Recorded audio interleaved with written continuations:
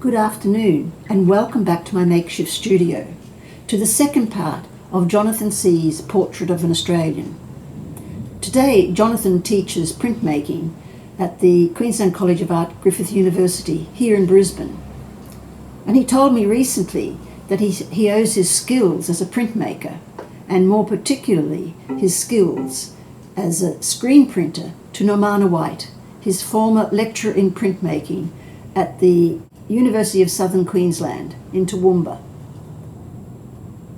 But Normanna taught him not only screen printing, she taught him many things, and one of those was about sending postcards. These are two that, and Jonathan would regularly send them, just as Normanna did, at Christmas or on special occasions. So these two that he's screen printed onto ply, are printed about objects after a trip to Japan. But mostly he printed on paper. And here are two that are related to Portrait of an Australian. So he would send these, all handwritten, to friends with little announcements, all through the post, as Normanna always did. It had to be a through the post. So there are many of them. I've got quite a collection of these wonderful little things. Now this one, I know you've been wondering what this little thing is here, and it's related to this. This is a postcard which Jonathan has sent at Christmas, and it's about one of the little, on the card is a little toy.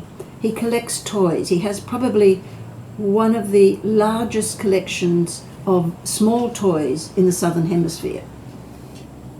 So this little one, which he gave me recently, and it's from Hong Kong.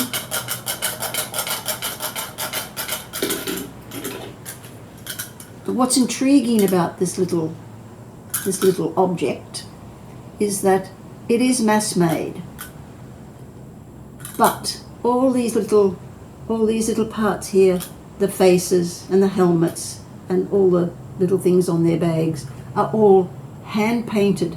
So it would have gone through a process of being hand painted, finished, and out the door. So not unlike printmaking, each of these is individual, just as each print is individual. So now we'll go over, I'll have to speak with my producer, but now we'll go over to having an in-depth look at Portrait of an Australian. My producer, who's always right, tells me that the segment I had planned is too long and that we should instead end part 2 with turning the pages. This does have the advantage by way of an introduction to Jonathan's remarkable artist book, and then you will have an in-depth part 3 to look forward to.